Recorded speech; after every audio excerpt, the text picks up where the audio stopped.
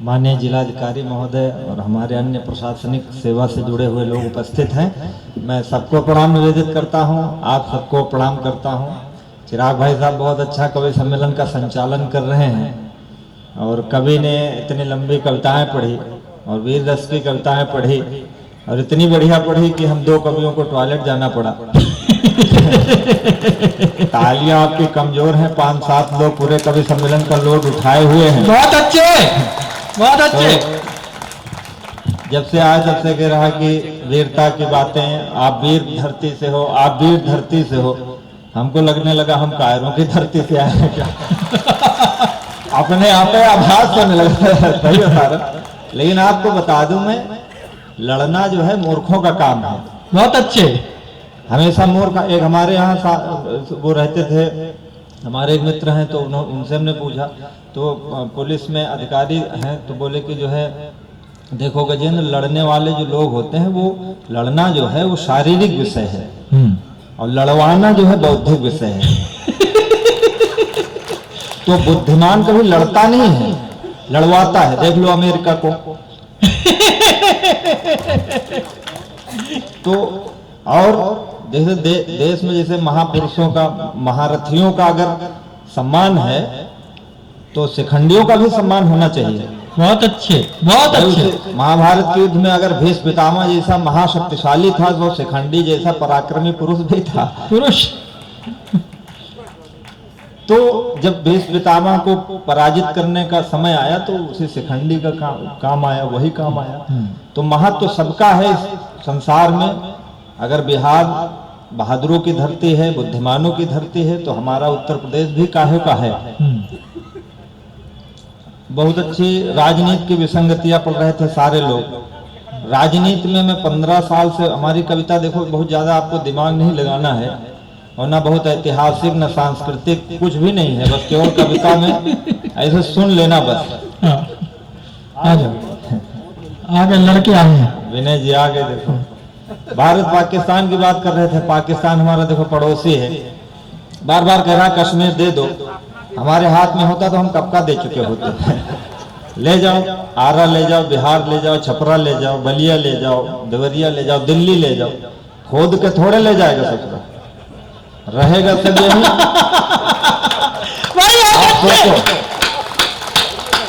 आप सोचो अगर लड़ाई हो, वो अगर वो सब उसको हम दे दें कल से कि ले जाओ, तो अगली बार चुनाव तो होगा, वहां भी होता है, यहाँ भी होगा। अगली बार अपना भाइयों बहनों कराची से होने लगेगा। लेकिन ये लोग जब तक जिंदा है तब तक नहीं होने देंगे ये काम। अगर वो कश्मीर ले जाए तो हम क्या है, वो बॉर्डर हटा देना है। तो लेकिन नहीं, अब धारा 370 हटी तो एक सांसद जो कुर्ता फाड़ के चले आए बाहर संसद भवन के, तो हमने 4 पंक्तियां लिखी। ये कश्मीर वाली बात याद है तो मैं वही सुना दूंगा। स्वागत। कि चले आओ हुई आजाद अब घाटी। तो हमारी कविता जो है होम्योपैथिक दवाई है कड़वी, लेकिन होम्योपैथिक की दवाई जैसे कड़वी बहुत होती तो मीठी गोली में मिला के देते, तो हम मीठी गोली में और ये सीधे आपको दवा पिला दे रहे थे। वैसा का अंतर है। काढ़ा पिला रहे थे, काढ़ा। हाँ। कि चले आओ हुई आजाद अब घाटी, मेरे महबूब ने भेजी मुझे कश्मीर से पाती। मैं आऊंगा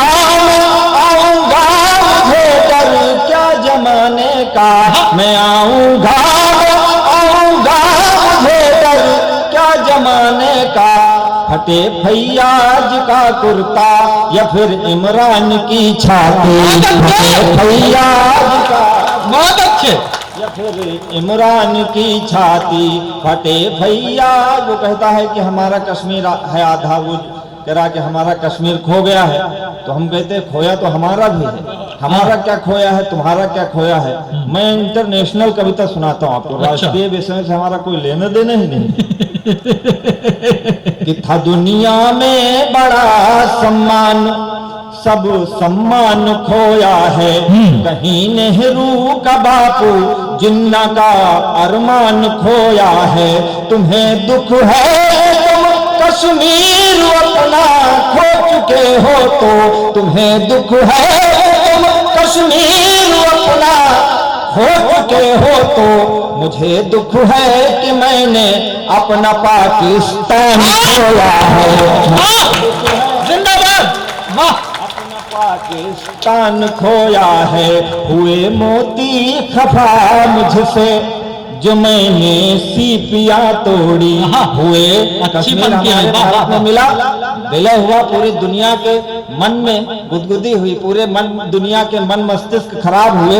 कारण क्या है? मैं 4 पंक्तियां पढ़ूंगा। स्वागत। हुए मोती खफा मुझसे जो मैंने सीपियां तोड़ी, मेरी छत पर जो निकला चांद उसने खिड़कियां तोड़ी। मेरा महबूब आज जब मुझसे गले मिलकर, मेरा कश्मीर रोया आज जब मुझसे गले मिलकर। पड़ोसन रूठ बैठी उसने अपनी चूड़ियां तोड़ी। पड़ोसन रूठ, वो पाकिस्तान भारत को जीतना चाहता है, मैं हारना चाहता हूं, लेकिन उसे लड़ने का तरीका भी है। लोग जैसे हमारे वीर रस के कवि हमारे विनय भाई भी कह रहे थे कि वहां तक जाएंगे, कश्मीर से आगे चले जाएंगे, पाकिस्तान पाकिस्तान तक तो अफगानिस्तान भी तो अपने हैं। हम तो ये सोच रहे हैं कि और आगे बढ़ो, जब फेंकने हैं तो ऊंची फेंको, कुछ सीखो अपने बड़ों से। तो मैं कहता मैं उससे कहता हूँ, वो कहता है मैं हारूंगा तुम्हारी, वो जीतना चाहता है, मैं हारूंगा तुम्हारी जीत का ऐलान कर दूंगा। मैं हारूंगा तुम्हारी जीत का ऐलान कर दूंगा। गले मिल जा मैं दो जिस्म है एक जान कर दूंगा। अभी भी लौट कर आजा मेरे पिछड़े हुए भाई, अभी भी लौट कर आजा मेरे बिछड़े हुए भाई। मैं तेरी रूह तेरा जिस्म हिंदुस्तान कर दूंगा। क्या तरीका है, क्या कहने का दिन। हिंदुस्तान, ये तो ज्ञान की बातें हम ज्यादा होती नहीं हमसे, तो सूट नहीं करती तेरी पर्सनैलिटी पे। क्या है, राजनीति की बहुत सारी बातें हुई। राजनीति में मुझे अभी सच में एमपी और एमएलए में अंतर नहीं मालूम है। मैंने कभी ध्यान ही नहीं दिया। जब 15 साल के थे तो अवैधानिक तरीके से हमारे पिताजी ने वोटर लिस्ट में नाम डलवा दिया, और वो जहां बता देते थे वहां मैं वोट डाल देता था। तो 15 साल 20 साल हो गया वोट डालते हुए, हमको आज तक नहीं पता चला कि वोट डालने से होता क्या है। क्या कहना, पूरे देश को कभी सोचा गजेंद्र, पूरे देश को नहीं पता चल पा रहा कि वोट डालने से क्या होता है। पता नहीं चलता। हम जिन नेता को जिताए कि ये उनका पार्टी का झंडे बदल गए, जब सरकार बनी तो दूसरी में घुस गए, कहीं इधर चले गए कहीं उधर। तो हमको लगा, कई लोगों को तो हमारे उत्तर प्रदेश में तो बहुत सारे लोग चुनाव हार गए, हारने के बाद मंत्री बन गए। तो हम ये सोच रहे हैं चुनाव काहे को हुआ। तो नहीं, मैं सही बता रहा हूँ। हाँ, मतलब जैसे जनता ने आपको इनकार कर दिया कि आप नहीं जा सकते हो सदन में, फिर आप मंत्री बन गए, तो इसके मनोनीत हो गए। मनोनीत क्या होता है हमको ये नहीं समझ में आता। जब मनोनीत है करना तो करोड़ों रुपए का है खर्च करते हो, मनोनीत कर लो हर बार। बहुत अच्छे। तो राजनीति यही है। तो हम कभी आदमी हैं। कबीरदास जब पैदा हुए, जब उनको ज्ञान आया तो उन्होंने शोध किया कि आदमी क्यों पैदा होता है। तो उनका ज्ञान था कि आत्मा परमात्मा से विलग हुई है, और इस आत्मा को परमात्मा में पुनः विलीन कर देना जीवन का उद्देश्य है। मैंने जब जन्म लिया तो मुझे लगा कि हर प्रति 5 साल पर वोट दे करके एक नई सरकार स्थापित करना जीवन का उद्देश्य है, और मोक्ष की प्राप्ति इसी से होती, वोट देने। तालियां कमजोर है। फिर हमारे विराट चिंतन ने 4 पंक्तियां निकाली। विराट चिंतन। हमारे यहाँ जितनी बड़ी बड़ी गाड़ियां होती हैं, सही बता रहा हूँ, जब पिछले बार सरकार के जो सरकार थी, हर गली में उसी के झंडे, हर गाड़ी पर उसी के झंडे, हर व्यक्ति के चेहरे पर वही झंडा। अब वो सारे झंडे गायब हो गए, व्यक्ति वही है, गाड़ी वही है, घर वही है, केवल झंडे बदले हुए हैं। ये देखकर मैंने सोचा कि यार क्या है ये, कि लक्ष्य पर हम सधे थे सधे रह गए। हम मतलब आम आदमी, ध्यान से सुनना इसे। हाँ। वोटर। लक्ष्य गाड़ी पर सब पे लिखा है अभी लक्ष्य 2024। लक्ष्य शब्द का इस्तेमाल ही गलत जगहों पर होता है, तो लक्ष्य शब्द से ही समझ जाना चाहिए कि क्या है। कि लक्ष्य पर हम सधे थे, सधे रह गए, हाथ पहले बंधे थे, बंधे रह गए। एक आई लहर तुम हुए मंत्री, एक आई लहर तुम हुए मंत्री, हम गधे थे गधे गधे। बहुत अच्छे। दोबारा। हम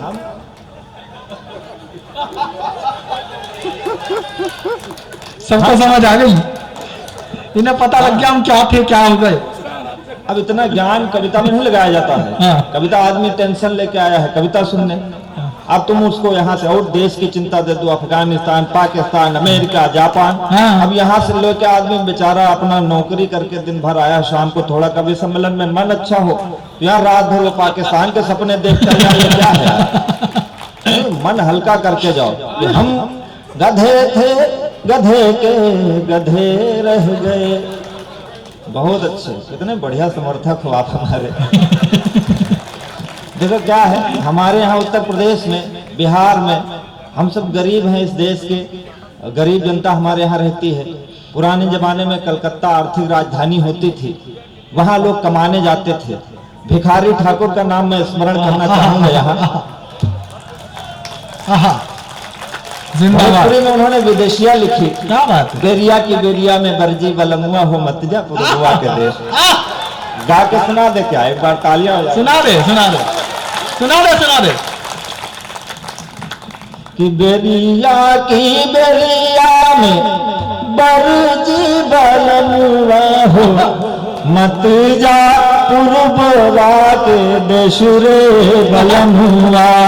पुरबु के देशवा में गलिया हो जदुआ से मरी है शरीर हो बलमुआ। जदुआ चलाई हो सुगमा बनी है हो रखिए हैं लोहे के पिंजरवा बलमुआ रखी।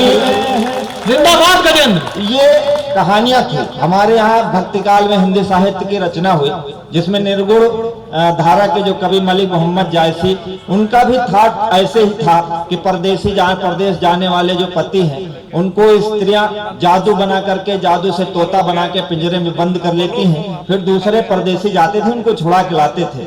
जायसी जी का ग्रंथ है पद्मावत, उसमें भी उन्होंने लिखा है कि नागमती चितौर पथ हेरा, पिय जो गए पुन कीन्ह न फेरा, नागर काहु नारिबस परा, सोई मोर पिय मोसोहरा। वो किसी चतुर स्त्री के चक्कर में पड़ गया है, उसी ने मेरे पति को मुझसे छीन लिया है। अब सबको मालूम है कि ना तो जादूगरनियां होती हैं और ना वैसी व्यवस्था है। अब अगर पति गायब है तो कहाँ है? हाँ, अब पता है, हम गजेंद्र बताएंगे। थाट वही है, हाँ। सोच वही है, हाँ। कविता में कुछ बदलता नहीं है, हाँ। थाट वही है। स्त्रियों का आज भी आरोप है कि किस कलमोही के चक्कर में पड़े थे, आज भी वही, लेकिन अब गया कहाँ होगा। कि इतने निर्मोही कैसे सजन हो गए। क्या बात। इतने निर्मोही कैसे सजन हो गए, किसकी बाहों में। अब देखो हम क्या कवि कम है, कविता के मिस्त्री हैं, पुरानी कविताएं ठीक करते हैं। तो जैसे भिखारी दादा थे, उनको सुनने वाले उस जमाने के लोग थे, अभी नए बच्चे सब अलग अलग पढ़ के आए, उनको नया तरीका चाहिए, तो बस उसी बात को मैंने नए ढंग से कहा है कि इतने निर्मोही कैसे सजन हो गए, किसकी बाहों में जाकर मगन हो गए, लौट करके फिर आए परदेश से, लौट करके फिर आए परदेश से, आदमी ना हुए काला धन हुए। अभी आपकी तालियां थोड़ा सा कम है। नहीं, ऐसे कहने पे ना बजाओ, अच्छी कविता है तो बजाओ। तो हम ये अच्छी कविता, अगली कविता जो पढ़ेंगे तो अच्छी पढ़ेंगे तब बजा देना, नहीं बजाओगे कम बजाओगे तो और अच्छी पढ़ेंगे। पर आपसे जबरदस्ती नहीं कहेंगे कि आप ताली बजाओ, क्यों बजाओ ताली। भाई ये देखो हमारे विनय जी कह रहे थे बहादुर सैनिकों के नाम बजाओ, लड़े वो, मारा उनको, कविता ये पढ़ रहे ताली तुम क्यों बजाओगे। तो कविता अच्छी हो तो बजाना, ना हो अच्छी हो तो ना बजाना। अब जीएसटी को ध्यान रख के 4 पंक्तियां सुनना। स्वागत। पत्नी कहती है कि पति से कि चले आओ, पति कहता है कि मैं आऊंगा, पत्नी कहती समय बीत जाने पर क्या मतलब है, पति कहता आऊंगा तुम्हारे लिए झुमके कंगन चूड़ियां लाऊंगा, पत्नी कहती मुझे तुम्हारा समय चाहिए, झुमके चूड़ी कंगन नहीं चाहिए। तो झुमका चूड़ी कंगन और पति और पत्नी ये चारों समझ में आ जाए तो आपका आशीर्वाद मिले। कि चैन मिलता नहीं है न दिन रैन में, चैन मिलता नहीं है न दिन रैन में, तुम हो उलझे कहाँ लेन में देन में, मेरे जीवन की मुखड़ी पड़ी पटरियां। अब आपको समझना है कहाँ ताली बजेगी। हाँ ये समझ जाएंगे। जीवन की मुखड़ी पड़ी पटरियां, आग लग जाए तुम्हारी बुलेट ट्रेन में, आग लग। जिंदाबाद। आज समझदार बहुत है, बहुत। मैं पत्नी की बात कर रहा हूँ, वो अपने परदेसी की बात करी, पर आप जो समझ रहे हैं वो मैं कह नहीं रहा हूँ। पर ये समझ वही रहे हैं और जो आप समझ रहे हैं वो मैं नहीं कह रहा हूँ, लेकिन कह उस तरह नहीं रहा हूँ कि आप समझ जाए, लेकिन कह वही रहा हूँ जो आपको समझना है। ये बड़ी बात है। तो कहती अभी जिन लोगों ने तालियां नहीं बजाई, पत्नी कहती है कि चले आओ वरना ये सुहावना मौसम बीत जाएगा, फिर क्या नहीं तेरी 2 टकिया की नौकरी में मेरा लाखों का सावन जाए। हाय हाय रे मत कि रुत चली जाएगी फिर से आनी नहीं, रुत चली जाएगी फिर से आनी नहीं, यह जवानी रहेगी जवानी नहीं, सब्र की सीमा भी होती पिया। अब आप सुनो। हाँ रवि चतुर्वेदी ऐसे बैठे हैं जैसे नरेगा का मजदूर हो। मतलब जब हम पीछे देखते हैं तो कह रहे हैं वाह वाह क्या बढ़िया है, और हम आगे देखते हैं तो पीछे अपना अपना सांस्कृतिक कार्यक्रम संपन्न कर रहे होते हैं। कि रुत चली जाएगी फिर से आनी नहीं, यह जवानी रहेगी जवानी नहीं, सब्र की एक सीमा भी होती पिया, धैर्य की एक सीमा भी होती पिया, हर किसी का तो दिल आडवानी नहीं, हर किसी। बहुत गुंडा आदमी है भाई। आडवानी नहीं, हर किसी का। देखो अभी क्या है, पति कहते चले आओ, पत्नी कहती वरना क्या है कि कोई न कोई वैकल्पिक व्यवस्था करनी पड़ेगी, कि मेरे दिल में कोई पेश हो जाएगा। जिन आस्तीन के सांपों की बात भाई विनय ने की थी, मैं उसको देखो कितने सलीके से कह रहा हूँ, आपको समझ में आया तो कहे कि मेरे दिल में कोई पेश हो जाएगा, देश में फिर नया देश हो जाएगा, यूं ही उलझे रहो परदेश में, यूं ही उलझे रहो परदेश में, देश अपना ही परदेश हो जाएगा। अपना ही। हमारे पुलिस के भाई लोग खड़े हैं, किसी संविधान में ये नहीं लिखा कि आप ताली ना बजाओ, वो भी अच्छी कविता सुन के, लेकिन क्या है ये आरा की साहित्यिक भूमि है, नहीं बजाओगे तो भी हम आपका क्या कर लेंगे, हम कुछ नहीं कर पाएंगे, चले जाएंगे इसे। कि रो न पाया रुआसा चला जाऊंगा, रो न पाया रुआसा चला जाऊंगा, पढ़ के नयनों की भाषा चला जाऊंगा, आज भी हाथ यदि ना खुले आप आपके, आज भी हाथ यदि ना खुले आपके, तो मैं पनघट से प्यासा चला जाऊंगा। तो मैं, आप बहुत अच्छा सुन रहे हो, किसी को पनघट से प्यासा नहीं जाने दोगे। हमारी एक पत्नी है, एक काफी है, मतलब अभी एक है, भविष्य किसने देखा है? आपको अपना भविष्य पता हो तो हो, हमें तो नहीं पता है भाई। क्या पता कल का क्या हो। जब इस देश में 80 साल के युवा मांगलिक कार्यक्रम कर लेते हैं तो हम, अभी हमारी एक है, तो हमारी पत्नी ने कहा कि आप कवि हो, सौंदर्य दर्शन आप बताइए, कुछ कविताएं सौंदर्य दर्शन में कहिए। तो हमने कहा कि जो है, पहले के जो कवि थे सर, तो वाल्मीकि जी थे, कालिदास जी थे, उनकी नायिकाएं गागर पे पनघट लेके, पनघट पे गागर लेके चलती थी, श्वेत वस्त्र धारण करके, तो उनको बालों में बादल दिखता था, होंठ पे कमल दिखता था, गाल में गुलाब दिखता था। अब हमारे जमाने में डैमेज जींस वाली नायिका निकलती तो सौंदर्य की जो कोमलता थी वो भयावहता में बदल गया। भयावहता। पहले जैसे हम सही बता रहे हैं सर, हम बचपन से ही बहुत विलक्षण प्रतिभा के धनी थे। तो दिख रहा, वो तो स्वाभाविक। कक्षा 8 में पढ़ते थे तो हम जिधर से सौंदर्य गुजरता था उधर साइकिल की चैन बैठ के चढ़ाते थे। नहीं, उसके पीछे हमारा आध्यात्मिक कारण था। हम बहुत भक्त टाइप के आदमी हैं, अयोध्या के पास हमारा घर है, तो उसके पीछे आध्यात्मिक कारण ये था कि जैसे कोई खूबसूरत चीज बनाई जाए और उसको देख करके कलाकार का सम्मान न करो, कला का सम्मान ना करो। हम कविता पढ़ रहे हैं, आप ताली न बजाओ, इसका मतलब हमारी कला और कलाकारिता का अपमान है। तो ताली गलत जगह बजा दिया आपने। अभी हम कला का सम्मान नहीं करवा रहे, अभी जो बात बता रहे हैं वो सुनो। तो जैसे आप कविता पढ़ रहे हैं, आप ताली नहीं बजा रहे हो, तो ये कला का अपमान है।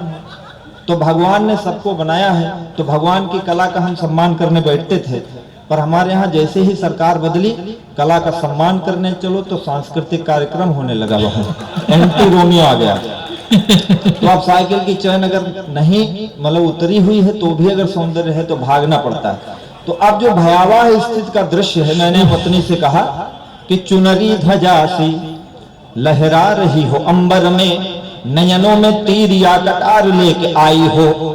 चुनरी ध्वजा सी लहरा रही है अंबर में, नयनों में तीर या कटार लेके आई हो।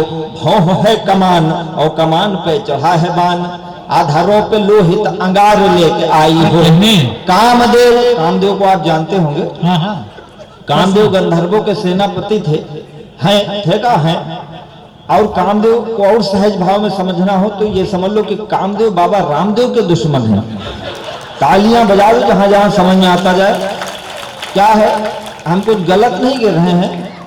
रामदेव जो है कहते हैं योग करो, कामदेव कहते हैं भोग करो, तो दोनों विरोधाभासी हुए कि नहीं। हम कुछ गलत कहें तो हमको टोक देना, आप बहुत पढ़े लिखे लोग हैं।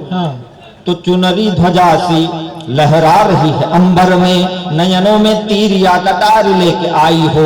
भौं है कमान और कमान पे चढ़ा है बान, आधारों पे लोहित अंगार लेके आई हो। कामदेव की उपासना का परिणाम हो कि रति हो कि कोई अवतार लेके आई हो। भात खाना कि कामदेव की उपासना का परिणाम हो कि रति हो कि कोई अवतार लेके आई हो। मेरे दिल का अभेद्य दुर्ग जीतने का कोई शस्त्र हो कि पूरा शस्त्रागार लेके आई हो। आप छंद बहुत अच्छा सुनते हो, बहुत लंबी कविता की जरूरत नहीं है, छोटे छोटे शब्दों में भी कविता हो सकती। पहले के कवि लिखते थे 100 साल पहले हमें तुमसे प्यार था, आज भी है कल भी रहेगा। 300 साल तक उनकी क्षमता थी। अब क्या 2020 का समय है, तो हमारा प्यार क्या है कि राह छोड़ो मेरी या मिलो राह में, राह छोड़ो मेरी या मिलो राह में, बाह में लो मुझे या रहो बाह में। प्यार में जो भी करना है जल्दी करो, जाने क्या चल रहा हो अमित शाह में। फिर तालियां की कमाई। तो मैंने कहा कि चंचल, हाँ कभी भी 8 बजे नोट बंद हो जाता है, कहीं कुछ हो जाता है, तो योजनाएं बदल रही, देश बदल रहा है, तो हमें भी सतर्क रहना चाहिए, प्यार वालों को भी सतर्क रहना चाहिए। चंचल नयन से अचंचल हुआ है मन, चंचला नयन से नयन भरमावना। देखो 10 शब्दों में भी कविता हो सकती है। चंचल नयन से अचंचल हुआ है मन, चंचला नयन से नयन भरमावना। मन है अधीर हुआ घायल शरीर, मार नयनों के तीर इसे और तरसावना। आओ तो चले ही आओ, जाओ तो चले ही जाओ, जाकर नहाओ या तो आकर के जाओ ना। आग लेके आओ या तो पानी लेके आओ, आग पानी दोनों लेके आग पानी में लगाओ।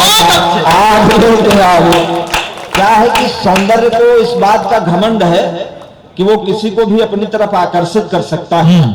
बिहार की धरती से मैं नाराज हूं। दिनकर जी ने कविता लिखी, हम पुरुषों के खिलाफ लिखी। उन्होंने लिखा, उनकी उर्वशी कहती है कि मेरे समक्ष नत हो रहते गजराज, केसरी सरब शार्दूल भूल निज हिंस्र भाव, ग्रह मृग बनकर रहिंस्र जीते। ग्रह मृग का मतलब आप समझ रहे हो? वो जो आदमी हो जाता है, घर का पालतू पशु, मतलब पुरुष सौंदर्य के सामने हो जाता है। तो हमने कहा ऐसा नहीं है। इसी धरती पर देखिए गौतम बुद्ध भी हुए जिन्होंने सौंदर्य का त्याग किया, महावीर स्वामी हुए जिन्होंने सौंदर्य का त्याग किया, विवेकानंद ने त्याग किया, हमारे प्रधानमंत्री ने त्याग किया, हमारे मुख्यमंत्री ने त्याग किया। हम भी त्याग कर देंगे तो महान हो जाएंगे एक दिन में, क्योंकि महान हमेशा त्याग बनाता है, प्राप्ति नहीं बनाता है। प्राप्ति के लिए आप क्या, बहुत पढ़ लिख के आप जिलाधिकारी हो सकते हैं, और त्याग चद्दर बिछा के सो जाओ, हमें कुछ करने नहीं। आप क्या इतना है? महान बनने के लिए आपको बहुत मेहनत करनी पड़ती है, वो प्राप्ति के लिए। और त्याग बहुत आसान है भाई। अमिताभ बच्चन 500 सदी के महानायक हैं, 500 करोड़ की फिल्म बनाए, 7 साल शूटिंग करके पर्दे पर लाए, और हम बहुत छोटे आदमी हैं, रिमोट बंद कर देंगे, हमारा क्या कर लोगे तुम? अब समझो 5 करोड़ की गाड़ी अगर नहीं खरीद सकते, लाभ तो मार ही सकते हो। हाँ। त्याग हर व्यक्ति कर सकता है। प्राप्ति के लिए बहुत परिश्रम करना पड़ता, बहुत परिश्रम करना पड़ता है। तो इसलिए त्याग का मार्ग जो है वो सबसे सही है। तो तुम्हारे पास अगर सुंदरता है तो हमारे पास भी तो आंखें हैं। हाँ, क्या बात है। आप सोचो कि बिना आंखों के क्या हो सकता है? अब देखो कानून बना, हमारे पुलिस के लोग खड़े हैं, कोई महिला जाके बता दे कि 5 मिनट इस पुरुष ने हमको घूरा तो आप अपराधी हो। अच्छा, पुलिस वाले उससे ये नहीं पूछेंगे कि तुमको कैसे पता चला कि उसने 5 मिनट घूरा, इसका मतलब तुमने भी उसको घूरा, नहीं तो तुमको पता कैसे चला कि उसने तुमको घूरा? पूछना चाहिए, लेकिन नहीं पूछेंगे। हमको उठा के लॉकअप में, और हम भी घूरे जाते हैं। हम देखो, हम बहुत सुंदर, हम जानते हैं हम खूबसूरत हम, लेकिन हम कभी घमंड नहीं करते सुंदरता में। हमको कोई कितना भी घूरे, 3 घंटे घूरो, हमसे कोई मतलब वही नहीं है। हमको घमंड ही नहीं है इस बात का कि कोई हमको देखता है। हमको भी स्त्रियां देखती हैं। अच्छा, हम कभी नहीं कहते किसी से कि हमको घूरा जा रहा है, जबकि हम खूबसूरत हैं। लेकिन हम घूरे तो अपराध है, वो घूरे तो सत्यनारायण की कथा हो रही है।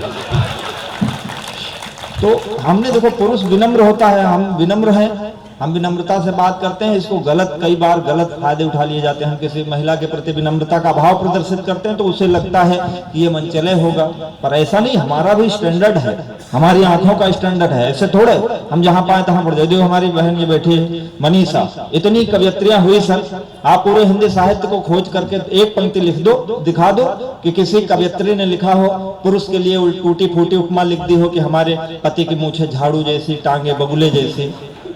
हम पुरुषों ने थोबड़ों को भी चंद्रमा लिखा। बाद में मोदी जी आए तो उन्होंने कहा कि बेटा आत्मनिर्भर बनो। तो हमारी समझ में आया कि डगर डगर कदम कदम पर रूप ने छला मुझे, मैं आदमी भला था तुमने समझा मन चला मुझे। ये माना रूप तेरा सारे मुल्क का शबाब है, ये माना रूप तेरा सारे मुल्क का शबाब है, तो दिल मेरा भी कम नहीं है, लखनवी नवाब है। हमारे नवाब, अपना स्टैंडर्ड है भाई। तुम्हारे पास रूप है तो हमारे पास आंखें हैं। हाँ। तुम्हारे पास रूप है तो दृष्टि मेरे पास है। हाँ। कल से हम देखना बंद कर दें तो ब्यूटी पार्लरों का क्या होगा? हाँ। तुम्हारे पास रूप है तो दृष्टि मेरे पास है, नदी तुम्हारा मोल बस मेरे अधर की प्यास है। कल से हमारी प्यास बुझ जाए तो नदी में बिस्लेरी बहे, चाहे किनले बहे, चाहे पूरा प्यूरीफायर लग जाए, हमसे मतलब ही नहीं है। बहे नदी अपनावे जाए। तुम्हारे पास रूप है तो दृष्टि मेरे पास है, नदी तुम्हारा मोल बस मेरे अधर की प्यास है। बस एक इतना भेद है, युगों युगों से खेद है, इधर कटीली दे है, उधर बदन गुलाब है। लखनवी नवाब है। लेकिन अब जब मोदी जी ने कहा कि आत्मनिर्भर बनो, तो मैंने आत्म सौंदर्य बोध में एक अपनी पे आ गए तो आंख ना मिला सकोगी, आंख जो मिलेगी तो मिलाई नहीं जाएगी। जो लोग सौंदर्य से तिरस्कृत हुए हैं वे इस कविता को विशेष ध्यान दें कि अपने पे आ गए तो आंख ना मिला सकोगी, आंख जो मिलेगी तो मिलाई नहीं जाएगी। पुतरी फिरेगी नहीं, पलक गिरेगी नहीं, गिर जो गई कहीं उठाई नहीं जाएगी। आंख से मिली जो आंख, आंख आंख ना रहेगी, आंख फिर आंख से हटाई नहीं जाएगी। आंखों आंखों होगी बात, बात ना रहेगी बात, बात ऐसी होगी कि बताई नहीं जाएगी। आंखों आंखों होगी बात, बात। ये चिराग जी हमारे दिल्ली रहते हैं, बोले कोई आध्यात्मिक उदाहरण दो, तो हमने उनसे कहा कि दर्द हमने दिया है, हम ही दवा भी देंगे। दुनिया के कविता हम पढ़ रहे हैं, फोटो आप उधर खींच रहे हो। अच्छा सर का खींच रहे, हमारा भी खींच रहे। दर्द हमने दिया है, हम ही दवा भी देंगे, दुनिया के वैद्य तेरे काम नहीं आएंगे। हाँ, ये पुरुष विमर्श की एकमात्र कविता है, इसलिए आपका समर्थन चाहूंगा। दर्द हमने, स्त्री विमर्श का साहित्य खूब लिखा गया। दर्द हमने दिया है, हम ही दवा भी देंगे, दुनिया के वैद्य तेरे काम नहीं आएंगे। कूकेगी न कोयल बबूलों के बनों के बीच, मौन ही रहेगी यदि आम नहीं आएंगे। देखो नारी का सम्मान करो, कितना सम्मान करें। नौ दुर्गा में नवरात्रि, या देवी सर्वभूतेषु मातृरूपेण संस्थिता। हम पुरुषों को एक रात्रि मिली है, वो भी शिवरात्रि, उसमें भी धतूरा चढ़ा दो। तो मतलब है ना, हमने आपको बेटी बचाओ बेटी बचाओ, हम कहते 10,000 जगह लिख दो सर बेटी बचाओ, तो 2 जगह लिख दो बेटे बचाओ, वरना नामीबिया से लाने पड़ेंगे बेटे। चिराग भाई हमसे बोले कुछ राम वो कुछ आध्यात्मिक उदाहरण, तो जो बात तुम कह रहे हो कि पुरुष ही सर्वश्रेष्ठ है, हमने कहा पुरुष सर्वश्रेष्ठ नहीं है, लेकिन है, कुछ तो है। तो 10,000 जगह लिखो बेटी बचाओ, तो 2, 4, 6 जगह लिख दो बेटी बचाओ। ये राम मंदिर पे हम दोनों गए, तो राम मंदिर पे जो है नया अभी बन रहा है, तो हमसे बोले कि कुछ पैसा दे दिया जाए इसमें, तो हमने कहा हाँ दे दिया जाए। हमने भी कहा आपको देना चाहिए, तो बोले 51,000 रुपए मैं दूंगा। हमने कहा हम भी दे देंगे। अभी तक इन्होंने नहीं दिए, 5 रुपए तक नहीं दिए। मतलब दिया तो मैंने भी नहीं है, लेकिन हमने इसलिए नहीं दिया कि हम अयोध्या के पास में रहते हैं, हमारा राम का आपस का मामला है, और ये दिल्ली रहते हैं, इनको देना चाहिए। तो आज वाला पैसा सर हमको इनका जो है दे देना, हम राम जी को दे देंगे। और राम जी को क्या दे देंगे, हमारा राम जी का आपस का मैटर है, हम दोनों समझ लेंगे, और बाहरी लोग पैसे देखे जाए। तो क्या है कि दर्द हमने दिया है, हम ही दवा भी देंगे, दुनिया के वैद्य तेरे काम नहीं आएंगे। कूकेगी न कोयल बबूलों के बनों के बीच, मौन ही रहेगी यदि आम नहीं आएंगे। प्यार कर ही लिया है ये भी जान लीजिए, इसके सुखद परिणाम नहीं आएंगे। पत्थर ही रह जाएगी अहिल्या सारी उम्र, पग धूल देने यदि राम नहीं आएंगे। पत्थर ही रह जाएगी अहिल्या सारी उम्र, पग धूल। राम की बात चली है और मैं मिथिला में खड़ा हूँ। बेहद शानदार एक गीत आप गजेंद्र का एक ऐसा गीत है जिस गीत को सुनने के लिए इस देश के बहुत बड़े बड़े कवि प्रतीक्षा करते हैं कि गजेंद्र के साथ काव्य पाठ और वो गीत सुना जाए। आज आ रहा मैं वो गीत का मैं अनुरोध करता हूं गजेंद्र से, और आप लोग अच्छी तालियां उठाएं एक अच्छे लाजवाब गीत के लिए। मैं सुना देता हूं। मैं अयोध्या से आया हूं। अयोध्या मेरे घर से 40-45 किलोमीटर दूर है, मेरे गांव से, और मैं अक्सर अयोध्या हर हफ्ते नहीं तो महीने में अक्सर जाया करता हूं। मिथिला आया, पिछली बार मैं कहीं आया था तो किसी ने आरोप लगाया, रामभद्राचार्य जी भी आए थे एक दिन, तो देखा गाली महिलाएं यहाँ की गा रही थी। मुझे बड़ा सुखद अनुभूति हुई, और यहाँ आकर के सच में लगता है बस केवल हमारे राम पर एक आरोप है कि उन्होंने सीता जी को वनवास दिया, जबकि अग्नि परीक्षा उन्होंने ले ली थी। प्रभु राम ने तो कोई जवाब नहीं दिया, लेकिन कवि ने एक सोचा होगा कि क्या स्थिति रही होगी। शायद हम लोग इस संसार में आए हैं तो कहते हैं कि हम इस संसार में किसी न किसी पाप के कारण आए हैं। हमने किसी स्वर्गलोक में पाप किए हैं, आदम हुआ, एडम, ईव और मनु शत्रुपा, तीनों के विषय में एक ही कहानी है कि स्वर्ग में उन्होंने जन्नत में, हेवन में गलती करी, इस कारण हम धरती पर उन्हें आना पड़ा। शायद हम भी इसी कारण आए, और जो भी मनुष्य रूप में आता है वो शायद इसी के कारण आता है। हरिशंकर परसाई ने भी कहा है कि ये संसार हो सकता है किसी दूसरे लोक का नर्क हो, जहां से हम मर के आ रहे हो, यहाँ नर्क भोगने आए हैं। हरिशंकर परसाई लिखते हैं। और वो पंडित श्री राम शर्मा कहते हैं मनुष्य एक भटका हुआ देवता है। इसका मतलब हम लोग हो सकता है पूर्व जन्म में देवता रहे हो, किसी कारण हमने गलती की तो यहाँ आए, तो हमारे हाथ में कुछ है नहीं, हम तो अभिशप्त होकर पहले से आए हैं। प्रभु श्री राम भी देखे कितने श्रापों और वरदानों के स्वरूप आए थे। अहिल्या का उद्धार राम जी करेंगे, श्रवण कुमार के माता पिता का श्राप का उद्धार राम जी करेंगे, शबरी के पास राम जी जाएंगे, जटायु का उद्धार राम जी करेंगे, बाली को राम जी मारेंगे। और वो सब जब पहले से निर्धारित था तो इसका मतलब मर्यादा के पालन, मर्यादा पुरुषोत्तम बनने में बड़ी बाधा थी। क्या बात है। जब प्रभु श्री राम ने अंत में अश्वमेध का यज्ञ किया, घोड़ा छोड़ा और लवकुश ने पकड़ लिया, तो देखा दो छोटे छोटे बच्चे हैं, कह रहे हैं कि अयोध्या के राजा अगर तुम्हें घोड़ा चाहिए तो तुम्हें मुझसे युद्ध करना पड़ेगा। माता सीता और वाल्मीकि वहां आते हैं और कहते हैं लवकुश से कि ये तुम्हारे पिता हैं। प्रभु श्री राम कहते हैं कि सीते जो कहते हैं वो मिथिला के लिए प्रभु राम का जवाब है। मैं आपका आशीर्वाद चाहता हूँ, एक बार आपकी तालियां मिल जाए। मैं गीत करता हूँ। स्वागत स्वागत स्वागत। युग युग का संकल्प अटल था, युग युग का संकल्प अटल था, मुझ में मेरा राम प्रबल था। पग पग पर जिसकी मर्यादा, पग पग पर जिसकी मर्यादा, देकर थोड़ा ले गई ज्यादा। भोर नयन भर लाई आंसू, भोर नयन भर लाई आंसू, पीड़ा लाई शाम, सिया तेरा अभिशापित है राम, सिया तेरा अभिशापित है राम, सिया तेरा अभिशापित है। आरोप जो आपका है, अग्नि परीक्षा जग का छल थी, हर जग के प्रश्नों का हल थी। अग्नि परीक्षा जग का छल थी, पर जग के प्रश्नों का हल थी। फिर भी उस पर प्रश्न उठा है, फिर भी उस पर प्रश्न उठा है, जो गंगा जैसी निर्मल थी, जो गंगा जैसी निर्मल थी। मैंने घर से उसे निकाला, सागर जिसके लिए खंगाला।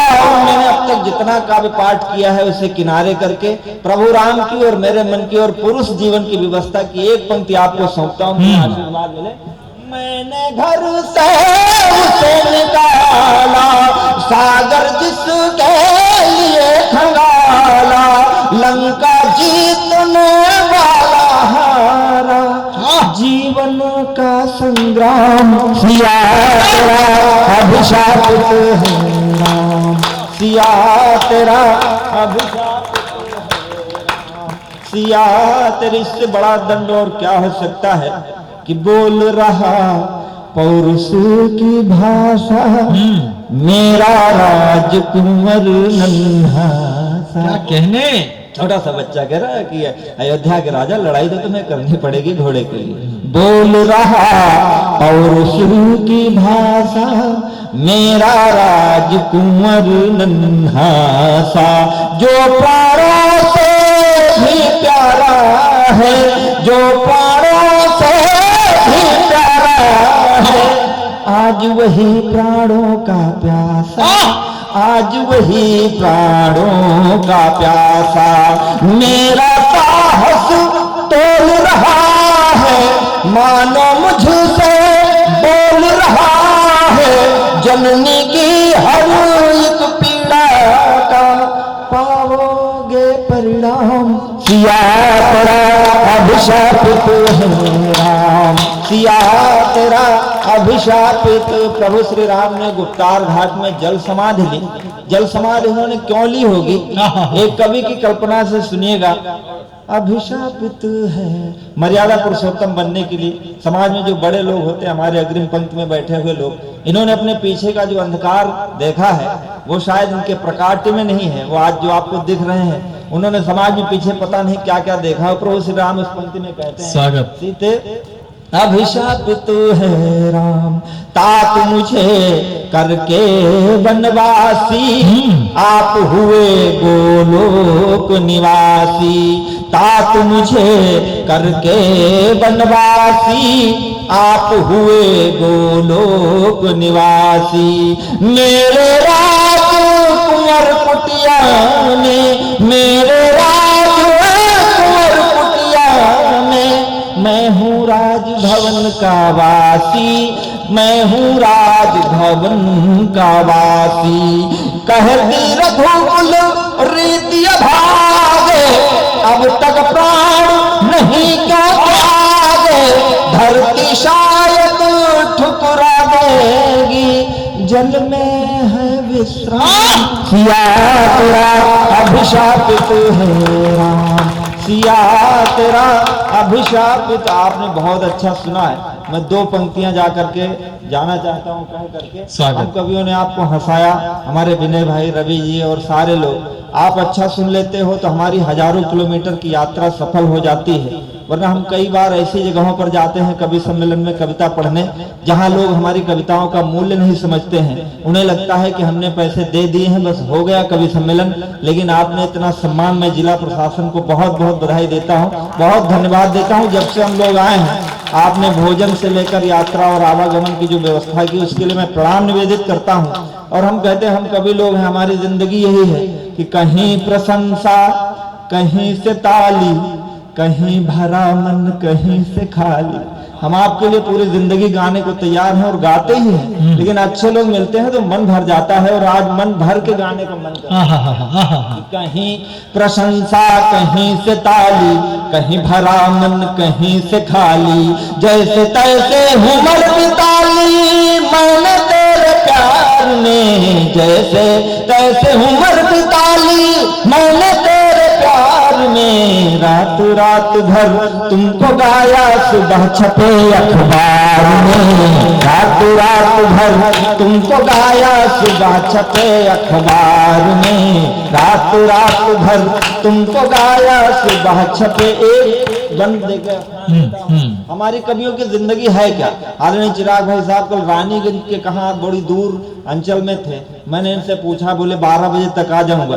सीधे 5 बजे आए हैं और सीधे आके मंच पे आ गए। हम कवियों की ये जिंदगी है, हजारों किलोमीटर की यात्राएं। पाँव बेच कर सफर खरीदे, सफर बेच कर राहें, पाँव बेच कर सफर खरीदे, सफर बेच कर राहें। जब मैं खुद को बेच चुका तो, जब मैं खुद को बेच चुका तो सबकी पड़ी निगाहें। पाँव बेच कर सफर खरीदे, सफर बेच कर राहें। जब मैं खुद को बेच चुका तो सबकी पड़ी निगाहें। नींद बेच कर सपन खरीदे, सपने बेच तबाही। कागज बेचे कलम खरीदी, कलम बेच कर स्याही।